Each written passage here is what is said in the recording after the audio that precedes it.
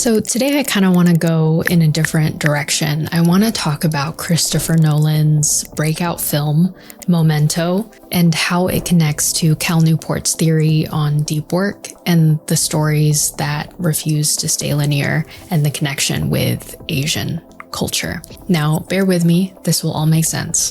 What if our attention span isn't broken, but edited? Like a film that's been cut too many times, jump cuts, missing scenes, a story that doesn't move forward in a straight line but keeps looping back on itself, trying to make meaning out of fragments. That's where I want to start, with a movie called Memento by Chris Nolan, a film about a man named Leonard Shelby who cannot form any new memories, and somehow, instead of simplifying the story, the film breaks it. It fractures it into two separate timelines. It forces you to experience the memory the way the character does, out of order, unstable, incomplete. And the strange thing is, it all seems to make sense eventually. And that tension in the movie makes it one of my favorite films. The gap between confusion and clarity is oftentimes a reflection of the way that we live our lives in our day-to-day.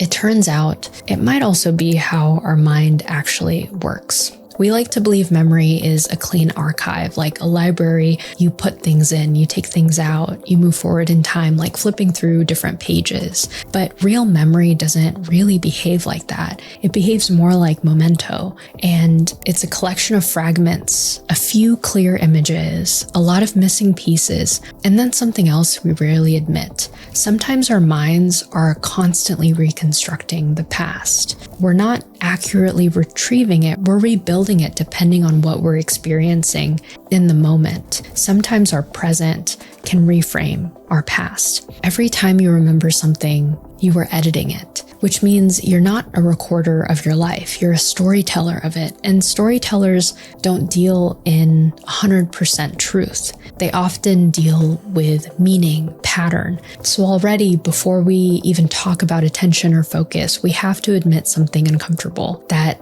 our life is not stored accurately like a computer. It's constantly being rewritten depending on what we're going through in the given moment. Now, think about your daily attention. It looks organized from the outside. We wake up, we check our phones, we work, we eat, we work again, we sleep, but nothing seems linear. It seems fragmented. We're doing one task and we're putting 100% into it, but then you open a task and you get interrupted, you return, and then you've already lost the thread of thought that you originally had last time. And we rebuild and we rebuild and we lose again and we gain again. And our mind does something interesting. It adapts in that fragmentation, similar to Chris Nolan's character, Leonard Shelby. And it becomes really good at task switching. You know, I recently started picking up the book Deep Work by Cal Newport. If you're watching this on YouTube, you can clearly see that this book has been tabbed, and I have a ton of annotations in it. But partial attention has become a lot more common with the technological age,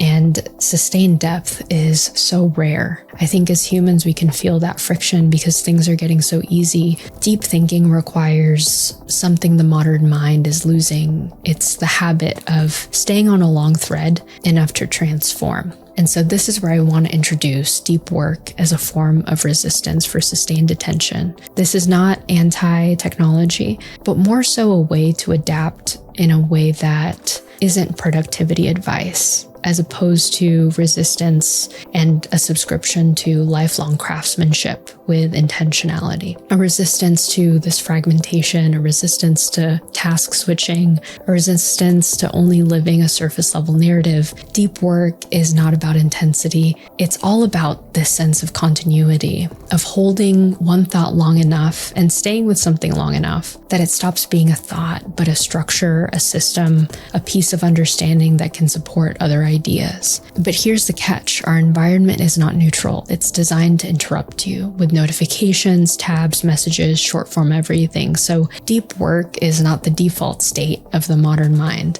It's something we have to deliberately construct, like a room inside a house, a quiet corridor inside a crowded building. And so if Memento is our existing structure of attention.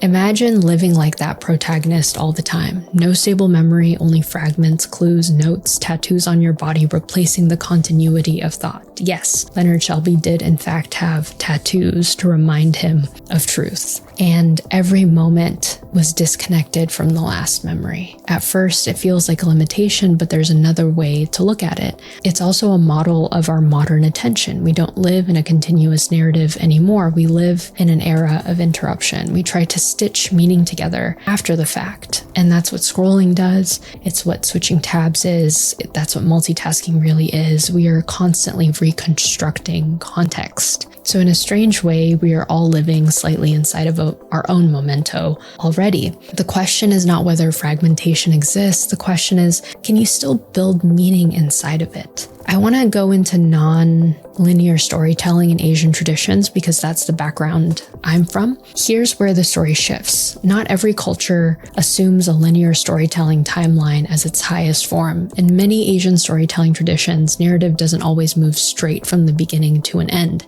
Sometimes it circles, sometimes it returns, it layers meaning through repetition. The point is not a progressive storyline, it's a resonant storyline. A story might revisit the same idea multiple times, not because it's stuck in a loop, but because meaning deepens through the return of the same story. And think of it like water flowing through a river. It's resonant, it's deep, it's constant. It doesn't carve out once, it continues to get carved as a river through repetition. And this is a very different relationship with time. Western modern storytelling often asks us what happens next, but many older narratives outside of the Western tradition, like the tradition I come from, asks, what does this mean when we return to this story? And that changes everything because suddenly repetition and systems and the same narrative is not failure, it's a sense of depth. And so I want to just put these pieces back together. A film told backwards, a mind that forgets fragments, and storytelling traditions that don't rely on linear progression to create meaning.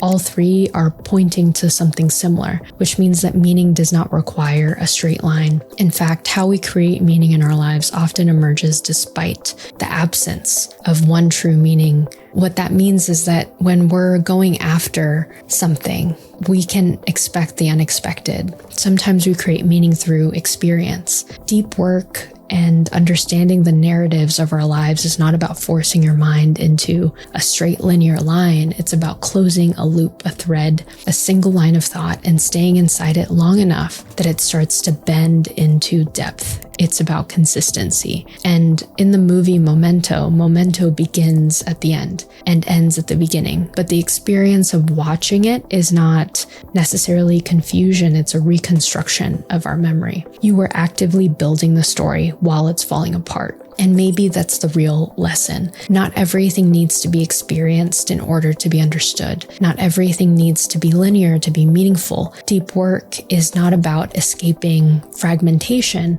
It's about staying inside the fragmentation long enough to turn it into something coherent, something usable, something real. Your attention is not just a tool, it's a narrative engine. And whatever you repeatedly return to becomes the story you live inside.